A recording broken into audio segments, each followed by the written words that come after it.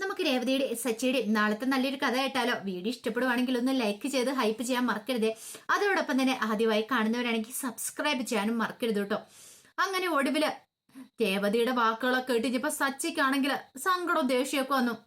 അപ്പൊ തന്റെ എതിർപ്പിനെയൊക്കെ അവഗണിച്ച് ദേവുവിന്റെ അതോടൊപ്പം തന്നെ തന്റെ ശത്രുവായ അരുണിന്റെ വിവാഹം നടത്തൂന്ന് അത് സച്ചിക്ക് ചിന്തിക്കാൻ പോലും പറ്റുന്നുണ്ടായിരുന്നില്ല. രേവതിയോട് സച്ചി പറഞ്ഞു, ഓഹോ, അപ്പൊ ഞാൻ എതിർത്താലും നിന്റെ വീട്ടുകാർക്ക് നിന്റെ അമ്മയ്ക്കൊന്നും ഒരു പ്രശ്നമില്ലല്ലേ സച്ചേട്ടാ? അവരങ്ങനെ വിവാഹം നടത്തൂന്നല്ല പറഞ്ഞത്. ഞാൻ പറഞ്ഞതാ ദേവന്റെ കാര്യം അറിയാലോ. ഒരുപക്ഷെ അവള് വാശി പിടിച്ചിട്ടുണ്ടെങ്കിൽ അമ്മയ്ക്ക് നല്ല സങ്കടമാവും. നീ കൂടുതലൊന്നും പറയണ്ട. രേവതി മാക്സിമം പറഞ്ഞു നോക്കി, പക്ഷെ സച്ചി കേട്ടില്ല. നീ ഇനി എന്നോടൊന്നും പറയണ്ടെന്നും പറഞ്ഞ് സച്ചി ദേഷ്യത്തോടു കൂടി അങ്ങോട്ട് പോവാണ്. രേവതിക്ക് എന്ത് ചെയ്യണമെന്നറിയില്ല.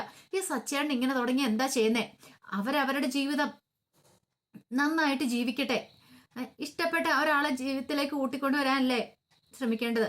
പിന്നെ ദേവ് എന്താണെങ്കിലും വേണ്ടാത്തൊരു ബന്ധത്തിൽ ചെന്ന് ചാടില്ലെന്ന് രേവതിക്ക് ഉറപ്പുണ്ട്. പിന്നെ സച്ചേണ്ണ ഇങ്ങനെ വാശി പിടിക്കുന്നതിന്റെ പിന്നിലെ കാരണം എന്താണെന്ന് അറിയില്ലാത്ത സച്ചേണ്ണ ഒരു കാര്യത്തിന് വാശി പിടിച്ചിട്ടുണ്ടെങ്കിൽ അത് അങ്ങനെ തന്നെയാ. രേവതിക്ക് ശരിക്കും പറഞ്ഞാൽ ഒരു ദേഷ്യവും സങ്കടവും ഒക്കെ തോന്നി സച്ചിയോട്. പറഞ്ഞാലും തലയിലേക്ക് കയറാനും പോകുന്നില്ല. ഞാൻ പിടിക്കുന്ന മുയലിന് 3 കൊമ്പെന്നുള്ള അർത്ഥത്തിലാണ് നിൽക്കുന്നത്. ഫ്രോഡാന്നും അരുണെന്നും പറഞ്ഞുകൊണ്ട് രീതിയിലാണ് നിൽക്കുന്നത്. അങ്ങനെ സച്ചി ഓട്ടം പോയിട്ട് തിരികെ വന്നപ്പോൾ സച്ചിയുടെ മനസ്സിൽ പോകുന്ന സമയത്തെല്ലാം രേവതി പറഞ്ഞ വാക്കുകളായിരുന്നു. ഒരുപക്ഷെ ദേവുവിന് അരുണിനെ മറക്കാൻ പറ്റില്ലെങ്കിൽ അവർ തമ്മിലുള്ള വിവാഹം നടത്തി കൊടുത്തിട്ടുണ്ടെങ്കിൽ സച്ചിയാണ് എന്ത് ചെയ്യാൻ പറ്റൂന്ന്. ഓഹോ, രേവതി അവരോടൊപ്പം നിൽക്കും. അപ്പൊ താൻ ഒറ്റപ്പെട്ട് പോവും. അല്ലെങ്കിലും അത് അങ്ങനെ തന്നെയാണല്ലോ എന്നൊക്കെയാണ് സച്ചിയുടെ മനസ്സിൽ. അപ്പൊ രേവതി അവരോടൊപ്പം ദേവുവിനോടൊപ്പം നിൽക്കുന്നേ. അല്ലെങ്കിൽ തന്റെ വാക്കുകൾക്ക് പുല്ലുവില കൽപ്പിക്കുവോ? അവള് തന്നോടൊപ്പം നിൽക്കുന്ന ഒരു ഭാര്യയായിരുന്നെങ്കിൽ താൻ പറയുന്ന കേട്ട് അവള് ദേവുവിന് ഉപദേശം നേരെയാക്കാൻ നോക്കിയാനും അവൻ പക്ക ഫ്രോഡാണെന്ന് പറഞ്ഞുണ്ട്. പക്ഷെ ഇവിടെ നേരെ തിരിച്ച് സംഭവിച്ചിരിക്കുന്ന രേവതിയോട് സച്ചിക്ക് ദേഷ്യമായി. അത് എപ്പോഴും അങ്ങനെ തന്നെയാണല്ലോ. സച്ചി ചെയ്യുന്ന തെറ്റുകള്, സച്ചി പിടിക്കുന്ന ന്യായങ്ങള് അത് രേവതി സമ്മതിച്ചു കൊടുത്തണം. ചില കാര്യങ്ങൾ രേവതിക്ക് ഒട്ടും അങ്ങ് അംഗീകരിച്ചു കൊടുക്കാൻ പറ്റില്ല. കാരണം ഇതുപോലത്തെ കാര്യങ്ങൾ പറഞ്ഞു കഴിയുമ്പോൾ ദേവുവിന്റെ ജീവിതം ദേവു അല്ലേ നോക്കേണ്ട ആള്. അത് മാത്രമല്ല, ലക്ഷ്മി അമ്മയ്ക്കാണെങ്കിൽ കല്യാണത്തിന് സമ്മതിക്കണം എന്നൊക്കെ ഉണ്ട്. പക്ഷെ സച്ചി ഇങ്ങനെ നിൽക്കുന്നോണ്ടാ. അതിന് കാരണം എന്താ? രേവതിയുടെ ജീവിതം തകർന്നു പോലോ എന്ന് ഓർത്തിട്ട്. സച്ചിയുടെ സ്വഭാവം ആയതുകൊണ്ട് സച്ചി ചിലപ്പം കാരണമില്ലാതെ ചിലപ്പോൾ രേവതിയെ കൊണ്ടേ വിട്ടെന്നും ഇരിക്കും. രേവതിക്കാണെങ്കിലോ സച്ചിനെ ഇട്ടിട്ട് പോകാനും പറ്റില്ല. അങ്ങനത്തെ ഒരു സ്ഥിതിഗതിയിലെ കാര്യങ്ങൾ മുന്നോട്ട് പോയിക്കൊണ്ടിരിക്കണേ. അങ്ങനെ ഒടുവിൽ സച്ചിക്ക് സഹിക്കാൻ പറ്റാതെ വന്നപ്പോൾ സച്ചി ബാറിലേക്ക് പോയി നന്നായിട്ട് മദ്യപിക്കുവാണ്. അങ്ങനെ മദ്യപിച്ചാണ് സച്ചി അന്ന് വീട്ടിലേക്ക് വരുന്നത്. ഈ സമയത്ത് ശരത്ത് ദേവുവിന്റെ അടുത്ത് ദേവുവിനെ സമാധാനിപ്പിക്കുന്നുണ്ട്. ദേവു, നീ വിഷമിക്കൊന്നും വേണ്ട. ഞാൻ രേവതി ചേച്ചിയുടെ കണ്ട കാര്യങ്ങളൊക്കെ പറഞ്ഞിട്ടുണ്ട്. നിന്റെ മനസ്സിൽ ആഗ്രഹം നടക്കുക തന്നെ ചെയ്യും. പിന്നെ നീ അരുണേട്ടനോട് അങ്ങനെ പോയി പറയേണ്ട കാര്യമൊന്നും ഇല്ലായിരുന്നു. പുള്ളിക്കാരൻ എന്ത് വിചാരിച്ചു കാണും? അത് വേണ്ടടാ ശരത്തെ, അതിന്റെ ആവശ്യമൊന്നുമില്ല. ചേച്ചിയുടെ ജീവിതം തകർത്തോണ്ട് എനിക്കൊരു ജീവിതം വേണ്ടാന്ന് പറഞ്ഞു. നീ ധൈര്യമായിട്ടിരിക്കുക. നിന്റെ കല്യാണം നടക്കുക തന്നെ ചെയ്യുന്നൊക്കെ പറഞ്ഞ് ശരത്ത് സമാധാനിപ്പിക്കുകയാണ്. കാരണം ദേവു വിഷമിച്ച് മുറിയിലിരിക്കുന്ന കണ്ടപ്പം ശരത്തിന് സങ്കടമായിപ്പോയി. സ്വന്തം ചോരയല്ലേ, വിഷമിക്കുന്ന കാണുമ്പോൾ ആർക്കാണല്ലോ സങ്കടം വരാതിരിക്കുവോ?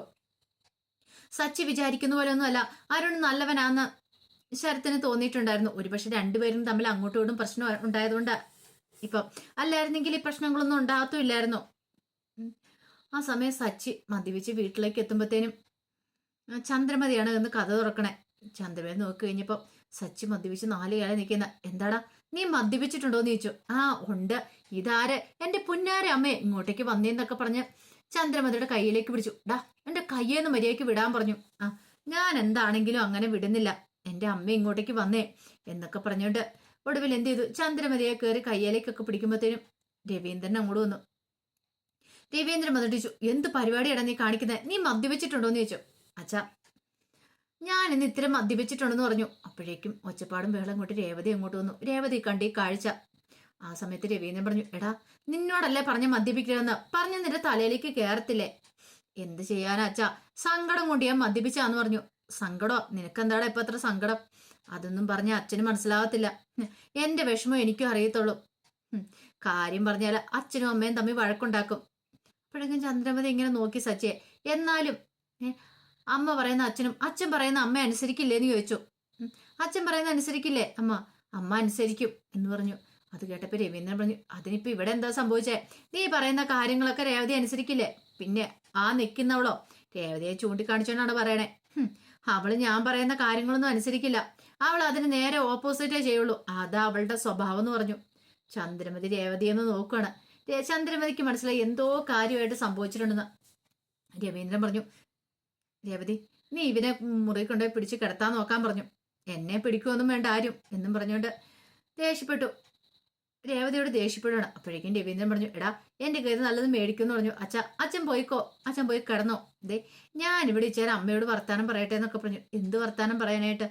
അച്ഛൻ അങ്ങോട്ട് പോയിക്കോളാൻ പറഞ്ഞു. അപ്പോഴേക്കും രേവതി രവീന്ദ്രനെ വിളിച്ചു. അച്ഛനും ഇങ്ങോട്ട് വരാൻ പറഞ്ഞു. ഇനി അവിടെ നിന്നാൽ ശരിയാകത്തില്ലെന്ന് അറിയാം.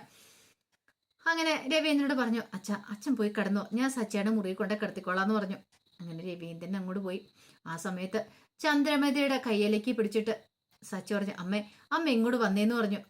എന്താടാ അമ്മ ഇവിടെ ഇരുന്നേന്നും പറഞ്ഞിട്ട് അങ്ങനെ ബലമായിട്ട് ആ സെറ്റിയിലേക്ക് പിടിച്ചിരുത്തി. എന്റെ പുന്നാരെ അമ്മയല്ലേ, എനിക്ക് എന്റെ അമ്മയെ എത്ര ഇഷ്ടമാണെന്നറിയാവോ. ആരൊക്കെ എന്തൊക്കെ പറഞ്ഞാലും എനിക്ക് അമ്മയെ ഇഷ്ടമാണ്. അത് കുഞ്ഞുനാളിലും മുതലതെ. എനിക്ക് അമ്മയുടെ എന്ത് സ്നേഹം എന്നറിയോ. അമ്മയുടെ മടി കിടക്കാനും അമ്മയുടെ സ്നേഹലാളനങ്ങളൊക്കെ ഏറ്റുവാങ്ങാനും എനിക്ക് ഭയങ്കര ഇഷ്ടമുള്ള കാര്യമാണ് എന്നും പറഞ്ഞിട്ട് അവിടെ നിലത്തേക്ക് കുത്തിരുന്നിട്ട് ചന്ദ്രമതിയുടെ മടിയിലേക്ക് തലവെക്കുക. ഈ കാഴ്ച കണ്ടുകൊണ്ട രേവതി വരുന്ന അങ്ങോട്ടേക്ക്. രേവതി നോക്കി. അപ്പോഴേക്കും സച്ചു പറഞ്ഞു, എന്റെ പുന്നാരെ അമ്മയാ, എന്റെ പൊന്നമ്മയാ. എനിക്ക് ഈ അമ്മയുടെ സ്നേഹം മാത്രം മതി, വേറൊന്നും വേണ്ടാന്ന് പറഞ്ഞു. അപ്പോഴേക്കും ചന്ദ്രമതി അറിയാതെ കൈയൊക്കെ എടുത്ത് സച്ചിയുടെ തലയിലൊന്നും ഇങ്ങനെ തലോടുവാണ്. അത് കണ്ടു കഴിഞ്ഞപ്പോഴത്തേനും രേവതിക്ക് എന്ത് ചെയ്യണമെന്ന് അറിയണ്ടായിരുന്നില്ല. ആ സമയം സച്ചി പറഞ്ഞു, എല്ലാവരും എന്നെ സ്നേഹിക്കുന്നതായിട്ട് അഭിനയിക്കുക, പക്ഷെ എൻ്റെ അമ്മ അങ്ങനെയല്ല. വെറുപ്പും വിദ്വേഷവും ഉള്ളിലുണ്ടെങ്കിൽ അത് പുറമേ കാണിക്കും, അല്ലാതെ ഇങ്ങനെ അത് ഉള്ളി വെച്ചോണ്ട് പുറമേ വേറൊന്നും കാണിക്കത്തൊന്നുമില്ല. പക്ഷെ മറ്റുള്ളവർ അങ്ങനെയല്ല എന്നൊക്കെ പറഞ്ഞുകൊണ്ട് സച്ചി ഇങ്ങനെ ഓരോന്ന് പൊലിപ്പിക്കൊണ്ടിരിക്കുകയാണ്. രേവതിക്ക് ഭയങ്കര സങ്കടമായിപ്പോയി. കാരണം താൻ പറയുന്ന കാര്യങ്ങളൊന്നും സച്ചേണ്ണും മനസ്സിലാവുന്നില്ല. സച്ചേണ്ണൻ ഇപ്പോഴും തന്നെ കുറ്റപ്പെടുത്തിക്കൊണ്ടിരിക്കുക. ഇത്തിരി സമയം കഴിഞ്ഞപ്പോഴത്തേനും ചന്ദ്രമതിയുടെ മടിയിലിരുന്ന് സച്ചി അറിയാതെ അങ്ങോട്ട് മയങ്ങി പോവാണ്. ആ സമയത്ത് ചന്ദ്രമതി രേവതിയോട് പറഞ്ഞു, ഇവനെ പിടിച്ചുകൊണ്ട് കിടത്തടി എന്ന് പറഞ്ഞു. രേവതിക്കാണ് എന്ത് ചെയ്യണമെന്ന് അറിയത്തില്ല. വല്ലാത്തൊരു ബുദ്ധിമുട്ടായിപ്പോയി. കാരണം ഇങ്ങനെ ഒരു കാഴ്ച ആദ്യമായിട്ടാണ് രേവതിയുടെ ജീവിതത്തിൽ അവിടെ വന്നതിന് ശേഷം കാണുന്നത്. ഇതിനു മുമ്പ് അങ്ങനെയൊന്നും ഉണ്ടായിട്ടില്ല. സച്ചി 7 അയലക്കത്ത് പോലും അടുപ്പിക്കാതിരുന്ന ആളാ ചന്ദ്രമതി. പക്ഷെ ഇപ്പോഴാണെങ്കിലോ സച്ചി കുറച്ച് മദ്യപിച്ച് കഴിഞ്ഞപ്പോഴത്തേനും സച്ചിയുടെ മനസ്സിലുള്ള കാര്യങ്ങളെല്ലാം പുറത്തു വന്നിരിക്കുക. സച്ചി അത്രമാത്രം തൻ്റെ അമ്മയെ സ്നേഹിക്കുന്നുണ്ടെന്നുള്ള കാര്യം രേവതിക്കറിയാം. പക്ഷെ ഇതുവരെയായിട്ടും അത് തിരിച്ചറിയാതെ പോയ ആള് ചന്ദ്രമതിയാണ്. ചന്ദ്രമതിക്ക് എപ്പോഴും ആരെക്കാളും വലുത്, എല്ലാരെക്കാളും വലുത് സുധിയാണ്. സുധി കഴിഞ്ഞിട്ടോ ചന്ദ്രമതിക്ക് എന്തോ ഉള്ളൂ. അത് രേവതിക്ക് എല്ലാവർക്കും അറിയാവുന്ന കാര്യമാണ്. പക്ഷെ ഏറ്റവും കൂടുതൽ ചന്ദ്രമതിയെ സ്നേഹിക്കുന്ന സച്ചിയാണെന്നറിയാം. ചന്ദ്രമതിക്ക് വേണ്ട മരിക്കാൻ പോലും തയ്യാറായിട്ട് നടക്കുകയും ചെയ്യുകയാണ്. പിന്നീട് കുറച്ച് സമയം കഴിഞ്ഞ് കഴിയുമ്പോഴത്തേനും രേവതി ഒരു വിധത്തിൽ സച്ചിയെ പിടിച്ചുകൊണ്ട് പോയി കിടത്തുവാണ്. കിടക്ക് സച്ചേട്ടെന്നൊക്കെ പറഞ്ഞുകൊണ്ട് സച്ചി ഓരോന്ന് ഇങ്ങനെ പൊലിപ്പിക്കൊണ്ടിരുന്നു. രേവതിക്ക് അന്നത്തെ രാത്രി ഉറങ്ങാൻ പോലും പറ്റുന്നുണ്ടായിരുന്നില്ല. വല്ലാത്തൊരു ബുദ്ധിമുട്ടായിരുന്നു. കാരണം ഇനിയിപ്പോൾ എന്ത് ചെയ്യും? ദേവുവിന്റെ കാര്യത്തിൽ സച്ചേട്ടൻ സമ്മതിക്കത്തില്ല, ഒന്നിനകത്തും പങ്കെടുക്കില്ല. പങ്കെടുക്കാതെ വന്നു കഴിഞ്ഞിട്ടുണ്ടെങ്കിൽ തനിക്കും പോകാൻ പറ്റില്ല. താൻ പോയിട്ടുണ്ട് പിന്നെ അതിന്റെ പേരിലായിരിക്കും പ്രശ്നങ്ങളൊക്കെ ഉണ്ടാകുന്നത്.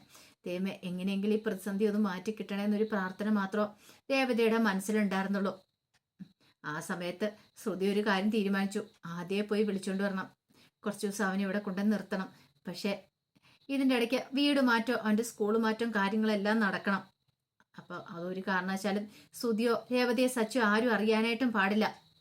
രേവതി സച്ചി അവരെ എങ്ങോട്ടാ മാറ്റുന്നത് അറിഞ്ഞിട്ടുണ്ടെങ്കിൽ വീട് അന്വേഷിച്ച് തപ്പി കണ്ടുപിടിച്ച് അങ്ങോട്ടേക്ക് ചെല്ലുകയും ചെയ്യും. അത് തനിക്ക് അടുത്ത പണിയാവുന്നുള്ള കാര്യം ശ്രുതിക്കും അറിയായിരുന്നു. അപ്പൊ അതിന്റെ കഥകളൊക്കെ നമ്മൾ കാണാൻ പോകുന്നത്. ഇനിയിപ്പൊ സച്ചി എന്തൊക്കെ തലംകുത്തി മറന്നു പറഞ്ഞാലും ദേവുവിന്റെ അരുണിന്റെ വിവാഹം നടക്കുക തന്നെ ചെയ്യും. അവസാനം രേവതി തന്നെ വിജയിക്കുകയും ചെയ്യും. അപ്പൊ അതിന്റെ കഥകളൊക്കെ നമ്മൾ കാണാൻ പോകുന്നത്. ആ വിശേഷങ്ങൾക്കായി നമുക്ക് എല്ലാവർക്കും കാത്തിരിക്കാട്ടോ. ഒരിക്കൽ കൂടി എല്ലാവർക്കും ശുഭരാത്രി നേർന്നുകൊണ്ട് നിർത്തുന്നു. നന്ദി.